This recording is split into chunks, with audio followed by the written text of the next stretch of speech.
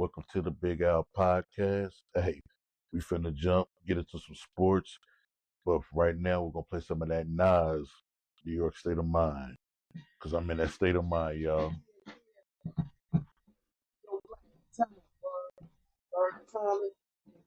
Yeah, the NBA season kicking off. We're gonna get into that. How will that affect the Carl Anthony Towns trade with the Knicks? Yeah, New York State of Mind, dedicated to the Knicks. Give a cheer, gunshot.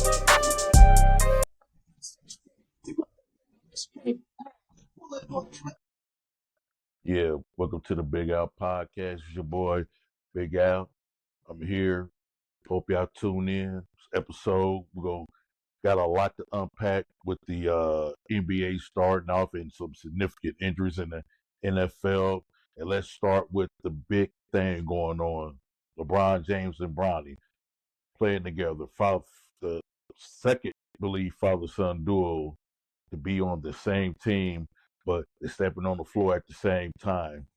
Now, you got a lot of spectators out there that think that Bronny doesn't belong in the NBA. But my thing is that's our opinion.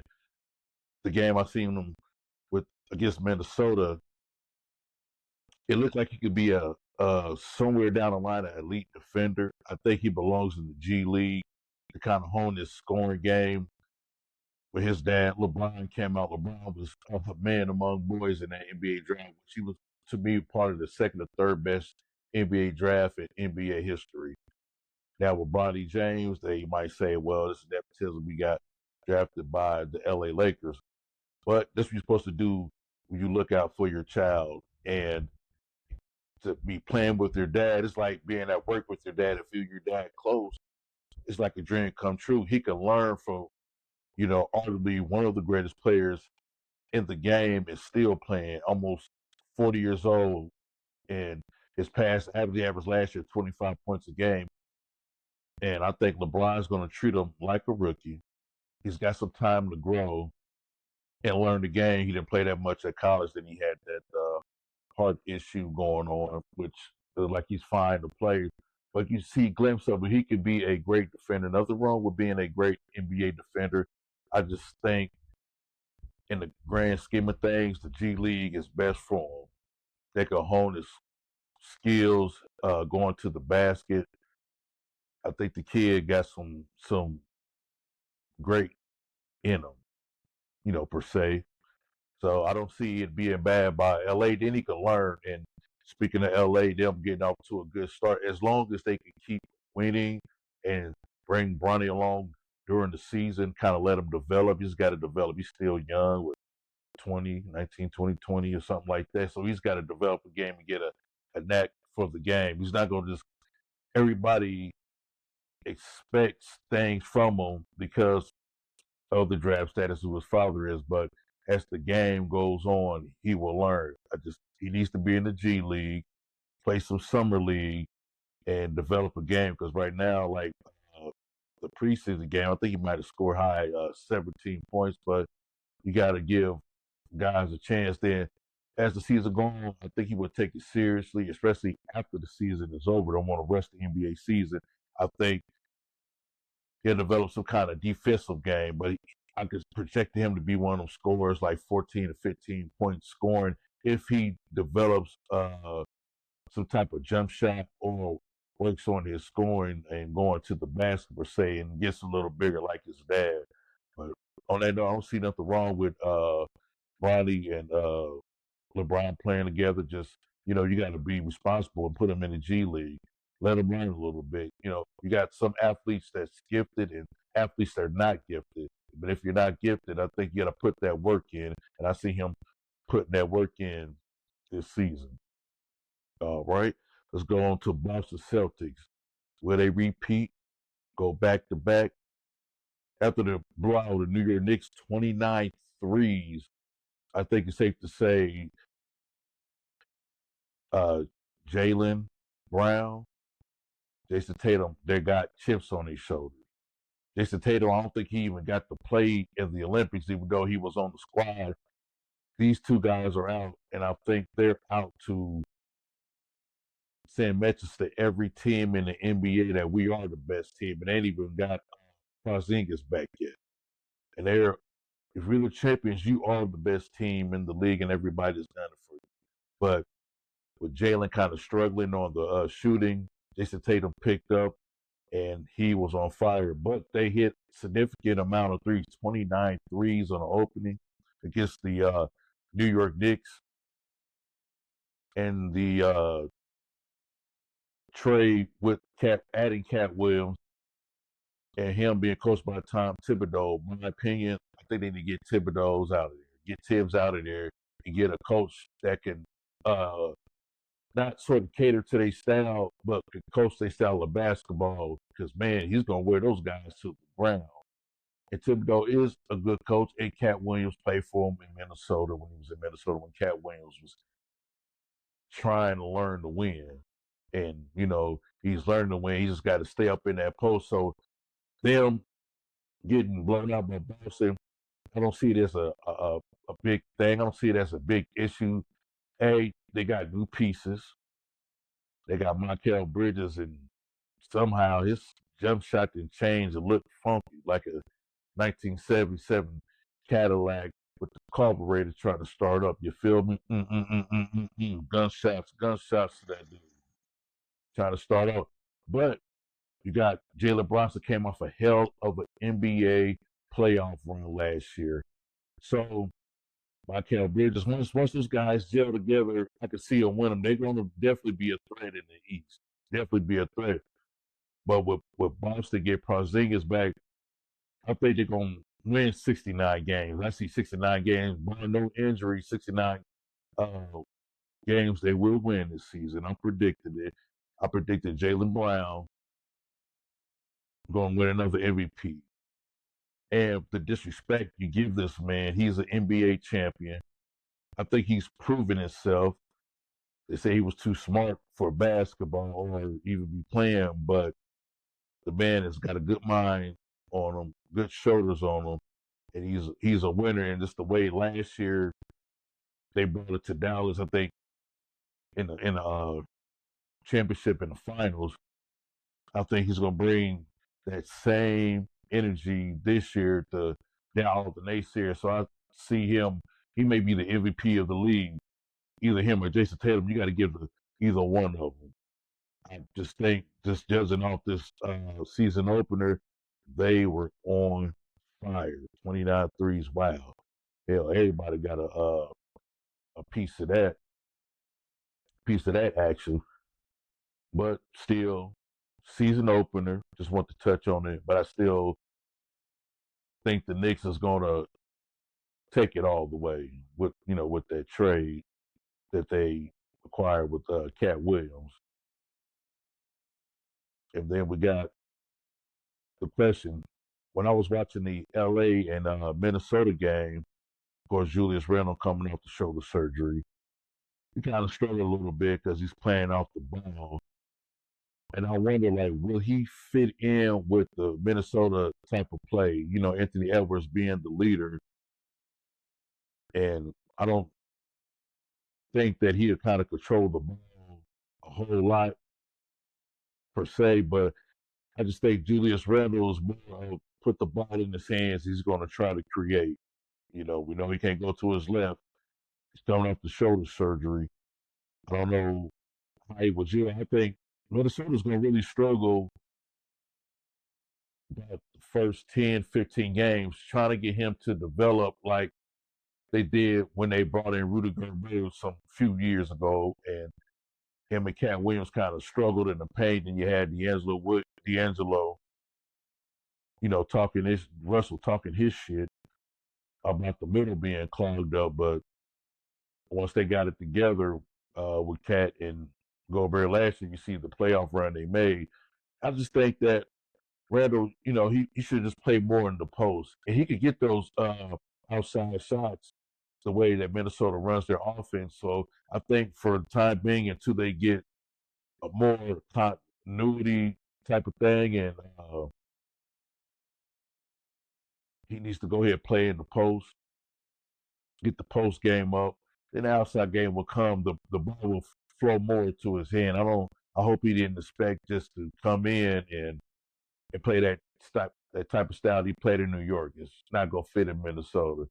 Then you got the guy Neil Alexander. I don't think he might be the starting point guard. And you got the rookie Dillingham. So then you got Nazi Reed. I believe they should have brought Julius off the bench, started Nazi Reed, and just let Julius Randle come into to playing form. Let him get design plays from him to be in the post. I think him down low in the post, he's you can't stop him. He can he's a good he's kind of a good two-way player for him, shooting a 3-point shot, but focus on getting the ball in the paint.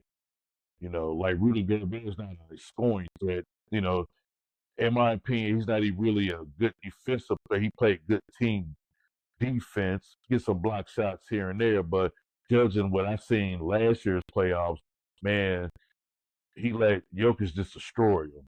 So maybe I'm looking at something different, but he serves his purpose, him being a defender and being a rim protector, if you want to call it that. I just think he's a more of a team defensive player for my taste and for my need.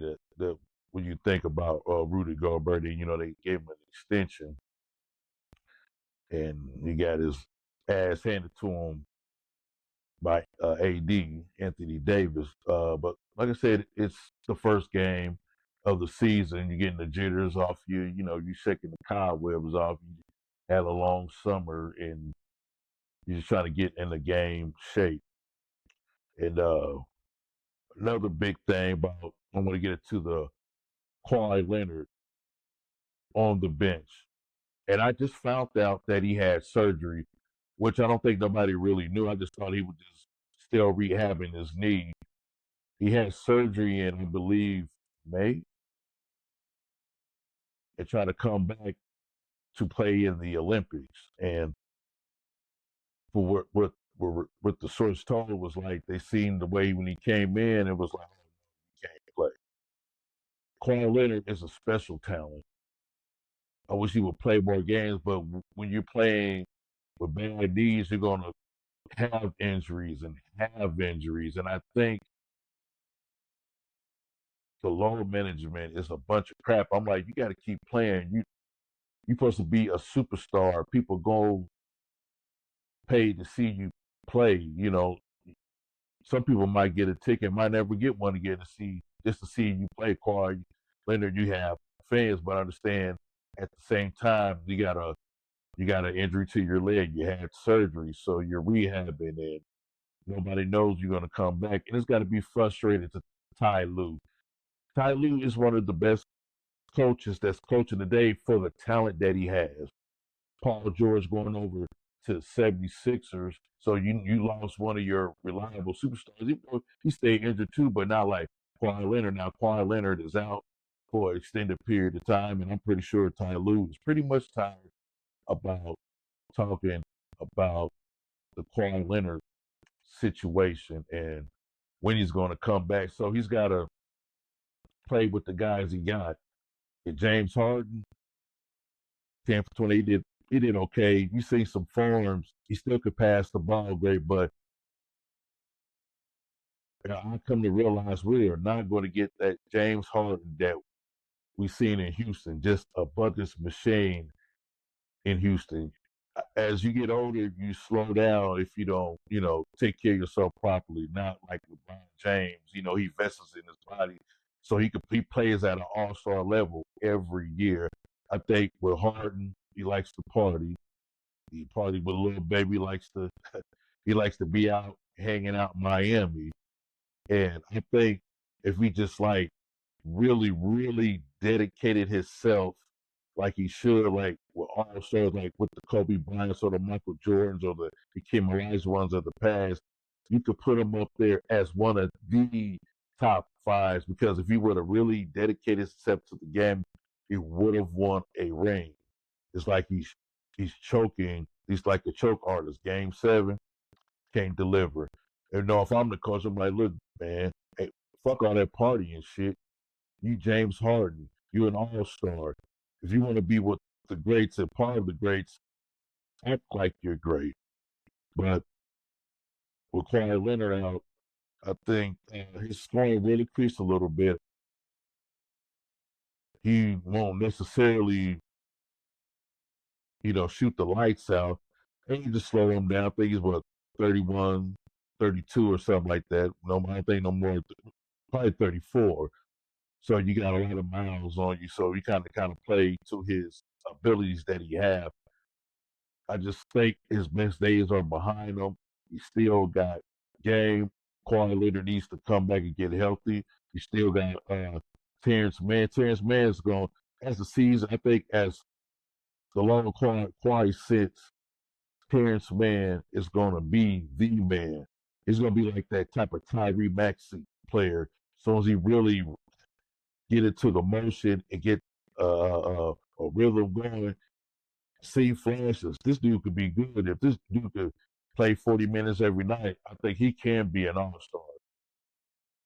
Terrence Mann, mark it down. I said it. The man could be an all-star. Then you got Powell. He played a great game, but you playing against Phoenix and all big three is healthy. They played. Devin Booker struggled a little bit with the three-point shot, but he defended. Clippers gave him a game. Suns won it overtime with Kevin Durant. But they could be the sleeper team as long as the young point guard they got can play tight with Tyus Etney can play to the way Budenholzer play them, and they play defense. Last year, them to have the coach they had last year that supposed to be a defensive guy. Now I didn't see none of that last year, but you seen this year, it's like they buying the Budenholzer's playing his game plan. They didn't have the best shooting, but they was playing defense. Defense wins a lot of games and they win championships, but you got to have your scoring, and that they have with all three of them. And I can see if all three of them stay healthy, they're going to be a threat. Kevin Durant is going to be Kevin Durant. He's going to give you buckets. He has to slow down, and he's on a mission himself, like you got with Jalen Brown and Jason Tatum for some of the disrespect they got. I think Kevin Durant was just being disrespected, especially by some of the old timers and the commentators. I think he's coming to the season focused. I think he's going to really put on the show, so to speak, to let people know, like, I am Kevin Durant. I am generational talent. I bust ass. So we're going to see how that go. All right. My boy Giannis, Dame Dollar, put an ass whooping on last night. And Doc Rivers being the coach, like, Doc Rivers, you're okay, coach, but they should get somebody else. But Doc Rivers is a winner. He's a champion. So I kind of see where he's a player's coach, but you got to get Dame Dollar to buy into the defense. Got to buy into the defense. Got to play some defense. If you play some little bit of defense, you got to put Miami up, not Miami, but Milwaukee up in there as well as one of the teams that can win a championship. Giannis, him being a guy that's want to win, I think if Milwaukee this year don't make it to the finals, I think he's going to want out of there. But they need to add more pieces. Middleton being hurt, Middleton days to me are done, or you got to bring him off the bench or before the trade deadline and try to get some more help or some more key pieces in there. It's the second year in a row that Middleton not being healthy to start the season because they really need Middleton to be that third scorer. Bobby Portis is good coming off the bench, but he can be a streaky shooter sometimes. I think he's suited more for the low post too. So we'll just see how that goes as the season progresses on. A good win for Milwaukee, good win for Giannis. Giannis like, look, you get me. We need another championship, especially when you get that championship taste and you go to the finals. I just think when they did go to the finals, when they beat Brooklyn a few years ago, if Kevin Durant's toe went on that line, to be honest, I think Brooklyn would have been in the finals. They just, I'm looking at it, but they won. They went on to the finals and they got the championship. And since then, Milwaukee's has been struggling. They got rid of Budenholzer after that first round exit against Miami. Giannis was hurt. I think they should have waited before they fired Budenholzer. They wanted to fire him a long time ago, but they slipped in and won that NBA championship, so they kept his job for a couple more years. But now they fired him, so he's over there with Phoenix. Doc Rivers brings that championship pedigree, and he can start a full season with them. So we got to his credit, he came in the middle of the season with their firing Adrian Griffin. Don't know the real issue. Maybe Dame wasn't buying into the system but not playing defense, and you got coaches don't like that because you can't bitch a guy like Dame Lillard. You paying too much money for him, so you got to eat the shit and like the taste. That's what they would say. So it is what it is on that. So Dame play some defense, you'll get that championship right with Giannis. Real for real. Embiid and Joel Embiid, Paul George missing the season of both dealing with injuries, and Embiid trying to ramp up to be ready. I think in the next couple games. I think Paul George should be back too. But this is a way to start the season with both your all stars not playing, and then Embiid say he doesn't want to play back to back. You are the all star of the team. They need you every game, and you're picked as one of the favorites to probably go to the finals, or at least the Eastern Conference Finals, and you don't want to play back to back. If you miss back to back, don't want to play your back to backs. What if those games that you need cost you to get home court advantage all through the playoffs? You want that number one seed. If you're champions, you want to have a home court. Home court means a whole lot, especially going to the playoffs. And you got Paul George, you got second scorer, and you got Tyrese Maxey. So you got to play. Then you got the NBA want to investigate.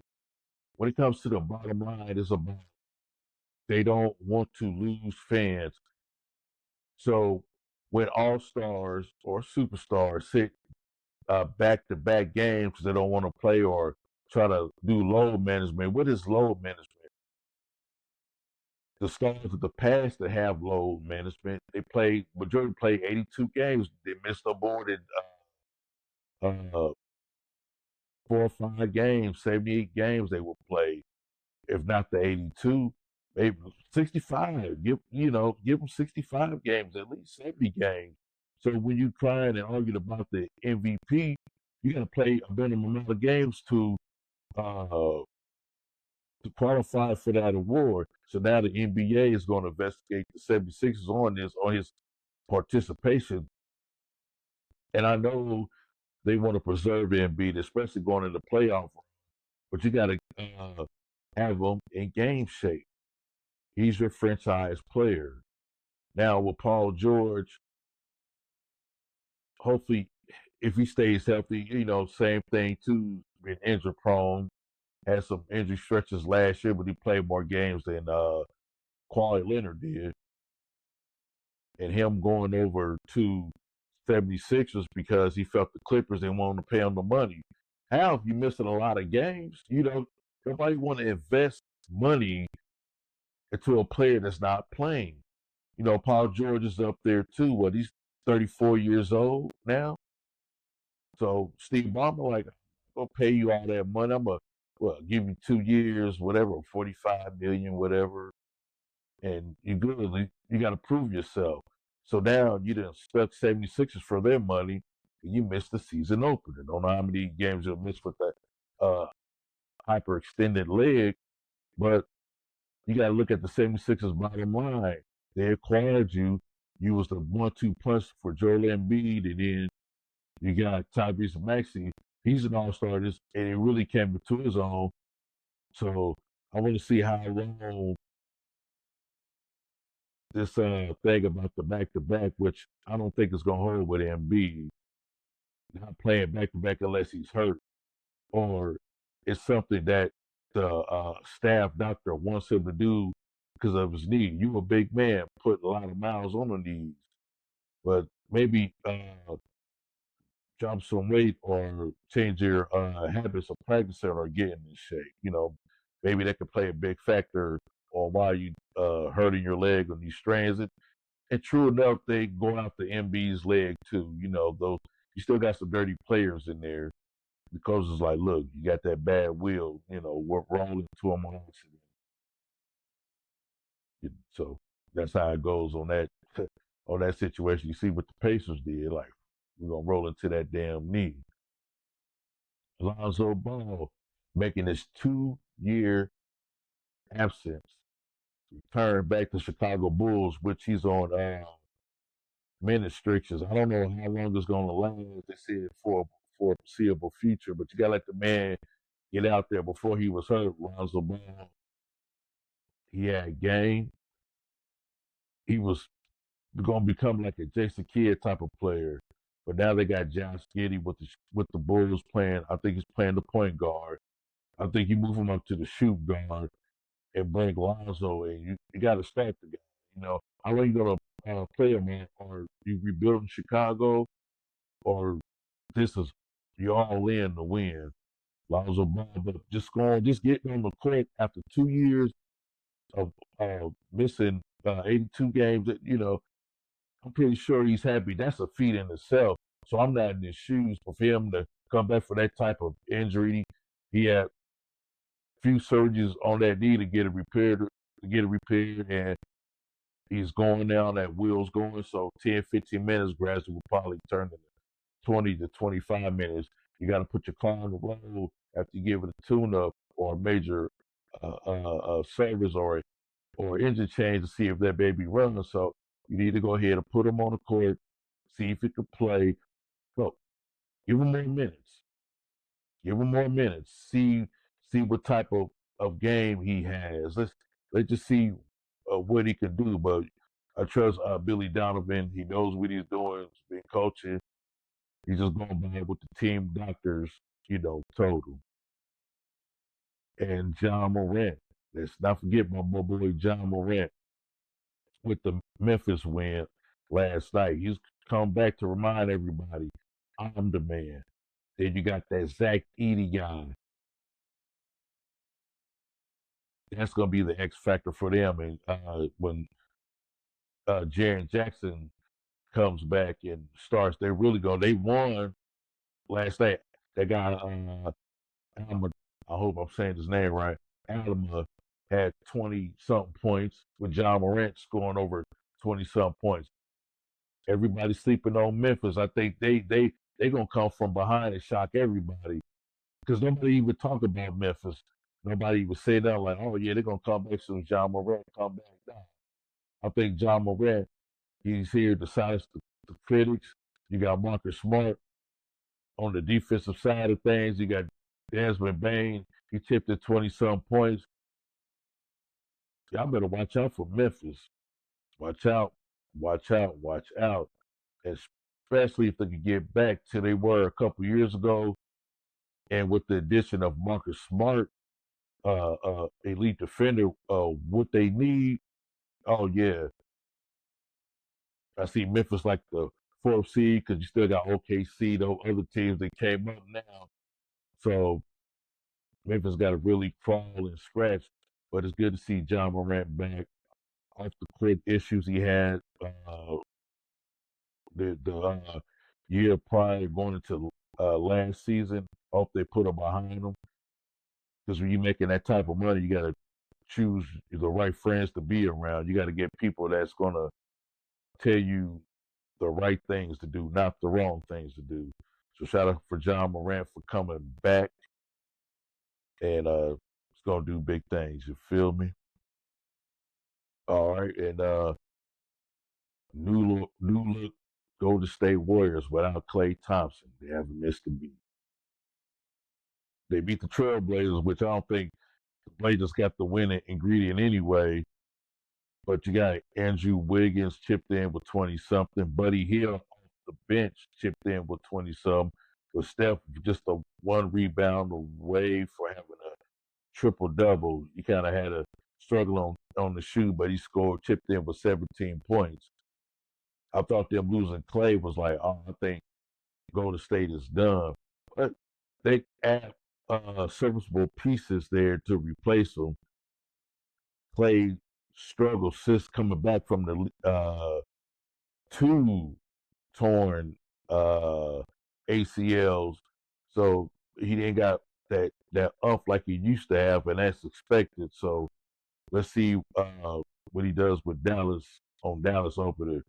If he could chip in 15 points, he don't have to be a big scorer, but if he could chip in 15, that'd be cool. But let me get back to Golden State. I guess they trying to put people on notice too. Like we still could win what we got, and Steve Kerr. You got to run plays, a lot of plays through Jonathan Kuminga. I don't think Steve Kerr. I think they need to move on for Steve Kerr because he's not a big man's coach. He's more of a guard type of coach because you got a talent like Kuminga.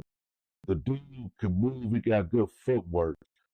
This guy should be your next budding star. He should be like the second option.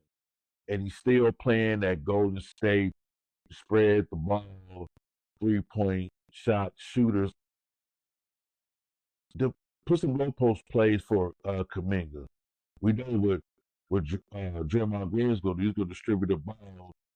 He's like that point forward, but you got Kuminga, got talent there. I just think they need to move on from Steve Kerr as the season go on.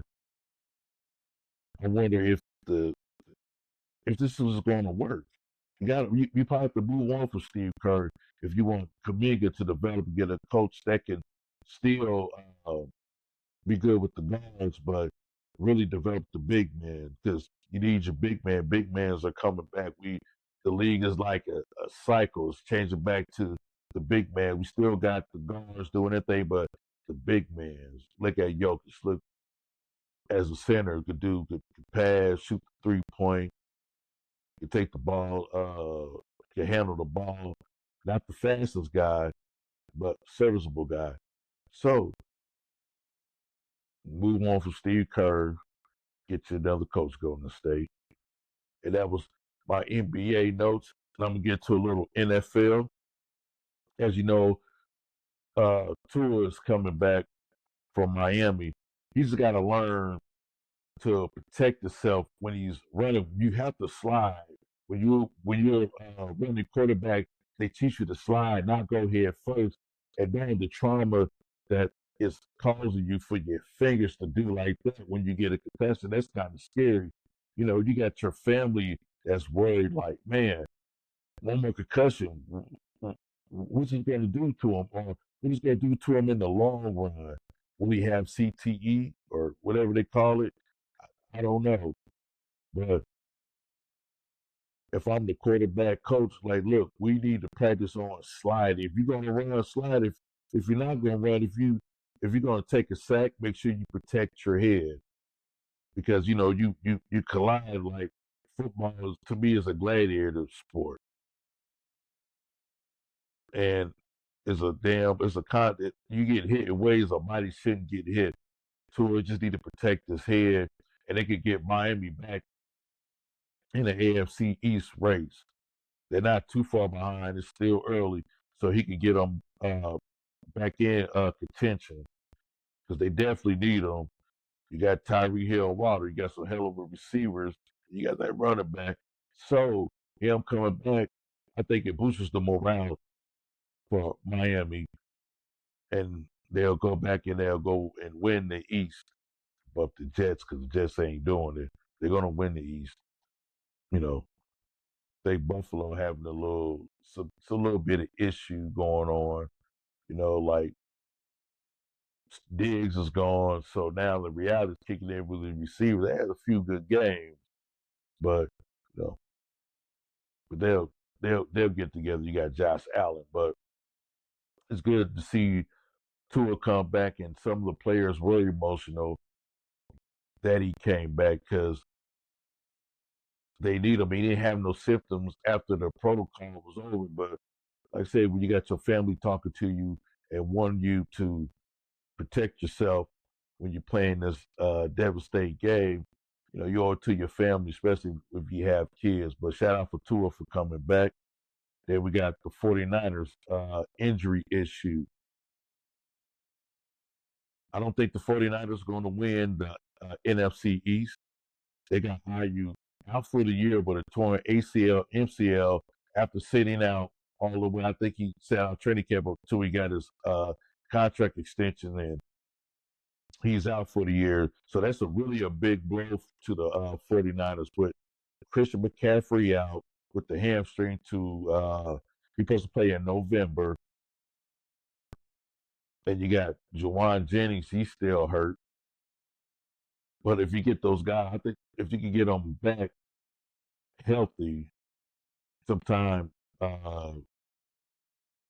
during the next few games, they could somehow chase the wild card. And we got Debo, he was out, he was sick, but if they could come back healthy, they could chase the wild card. I don't think they're going to win that division. I'm going to have to go with Seattle. I think the Seahawks is going to win that division. Smith still playing lights out. They just hope his offensive line holds up. I'm making these predictions. I'm still looking at Arizona from the rear view, but I'm about to go with Seattle winning. The NFC North end, the ass whooping they put on last week, putting up 38 points. Shout out to Seattle. I think they're going to win it. And Chiefs trade to get Hopkins, DeAndre Hopkins. And I see some people on the Facebook and social media, if you don't know about football, they're like, Chiefs, they got Andre Hopkins. Look here, the man is not the same Andre Hopkins that he was some years ago. Of course, he had 7 seasons with 1,000 yards catching yards, but you got to look. He just slowed down a little bit. Arizona, before he went over to Tennessee, was kind of slowed down. Was hampered with some injuries. It did too bad with Tennessee last year. But Tennessee, I think they're probably in a rebuilding mode. So that trade right there was beneficial to them since they get a 4th-round draft pick in return. But Hopkins being there was going to really open up that run game because you still got the double table. Patrick Mahomes do magic with that football, and you're going to have to double, so that's going to open it up for Kelsey. Kelsey's a little bit older and banged up, but he's still serviceable. And him having DeAndre Hopkins there, I think it's really going to open up because teams are like, we got a game plan for him. He still got game, especially in the red zone. He can score the ball. And with the Chiefs' injury with Rashee Rice out for the season with a torn MCL, Hollywood Brown shoulder, I think he's out for the season, and Juju with the hamstring. They needed that receiver, like that other receiver that got Xavier is good, but I think he's like one of those guys. He's a receiver. He's not a number 1 receiver. He's a receiver that you need in that slot to get open. He's got quickness and fast, but he's not no DeAndre Hopkins. That's why they got him. So chill. He's not gonna be like get 1,000-yard catches because that's not the way they play. They spread the ball out, but he's there to give him another weapon for him. It's just a weapon. It's not going. So I-rated fans chill. The man slowed down. You act like they picked up Jerry Rice and it was like, oh shit, they cheat. Look, they did what they had to do. They gave up a draft pick. They got him. They're 6-0.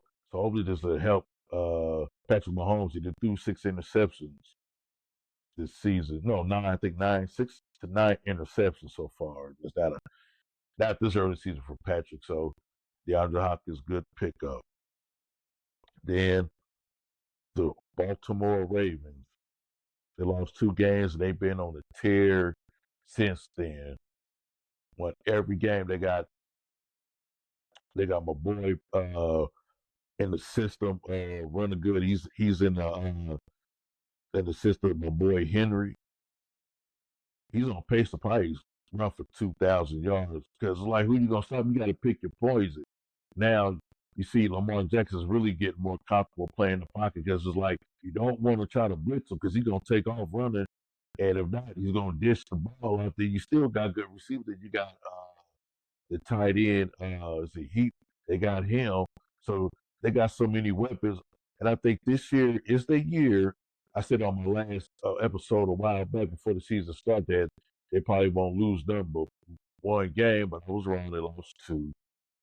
And I don't see them no time soon slowing down. Like, you got to pick your poison. You're not going to stop Henry. Henry is like a man amongst boys, like a truck, like 250 something, a running back like that. And they thought that it was over for him. And Dallas didn't want to get him. Now you see Dallas sitting at 3-3, and they're struggling with the running game. They can't get a running game. So our defense prepared for that. Like we know 80% of the time Dax is going to throw the ball. So that was a real loss to the uh, Dallas Cowboys and a real pickup win for the Ravens, picking them up. And you see the matchup going on in the AFC championship game. It's destined to be Baltimore and Kansas City Chiefs. There's no other way around it. But if Derrick Henry going the way they're going, it's gonna be a game. But Kansas City's defense ain't playing either. Their defense is actually helping them win games with Patrick Mahomes. He's not struggling, but you got a lot of injuries, but they finding ways to win games. So shout out to their defense for really holding the other teams too. You got to give them their shout out too. And Jets, let's get with the Jets here. Rodgers. I'm coming from a personal standpoint. I'm a Green Bay fan. I felt he portrayed us by wanting a trade because they drafted Jordan Love, and you wanted to get out of there because you wanted some receivers. You got to look, buddy. I'm 40 years old. We're looking towards the future, and you couldn't grasp that. So now, last year you go to the Jets, tear your Achilles. This year you're struggling on offense. You get the coach fired. I know you did. You got the interim coach. They got rid of the offensive coordinator, Nathaniel Hackett. I don't think he don't even be in the league. Period. Looks like he just sucks all the way around. And Aaron is struggling with the Jets sitting at 2-5. So I mean, yeah, 2-5. So you have to look at it all. Then you traded for Devontae Adams. Granted, it's gonna need another game to get acclimated with their system, but you're struggling and you're making excuses. Listen, start winning games. Start using your legs or whatever leg strength that you got left. And Rodgers, to me, is really to blame for the Jets' struggle. Hey, Zach Wilson did better when he was at the helm. He might not put a lot of points on the board, but their defense was immaculate. They stopped other teams, so they kept them in the game. So for my taking, Aaron Rodgers, got to come off your high horse. Talk to the team. Get on one accord. And which I had in Devontae Adams, it should open up the running game for Brees Hall. That's the whole purpose because your running game was struggling. So why not engage in getting that running game going? Because you got threats. So, man, the last tidbit I want to get on I want to talk about the NFC North. I never thought the day where I would see every team in the North cooking. I mean, every team is cooking. You got the Chicago Bears. Then you got, with Chicago, they got to win a record right now. Caleb Williams coming into his own. He's showing everybody like I can play. Just play like you did in college. You got that cannon of an arm. You're still learning the NFL ways. Your offensive line is not where it should be. Maybe in another draft or two, they'll get that all together. I think that's a attention they need to focus on. But if we could just play to the level that everybody predicted that he could play, the North is gonna be tough. And then you got Minnesota, even though they lost one game, you got Sam Donald, good quarterback. I always thought he was a good quarterback. He was just in the wrong system. You get drafted by a team. I think the team should get the playbook that you're used to running and implement other plays as the season go, as you get or year by year to open up your arsenal a little bit. But he showed playing with 49ers last year under Cal Shanahan, it did wonders for him. And the weapons that he got, he's taking advantage of it. So Minnesota sitting at I think 6-1 or 7-1, and then you got Detroit Lions. They used to be the joke of the NFL. Now they going on a third year and they is on fire themselves. Then you got the Packers, my team, with Jordan Love.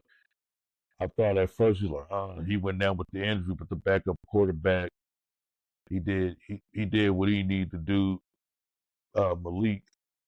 And then when we came back with Jordan Love, though we lost one game with him, but after that, he's showing you why he was drafted.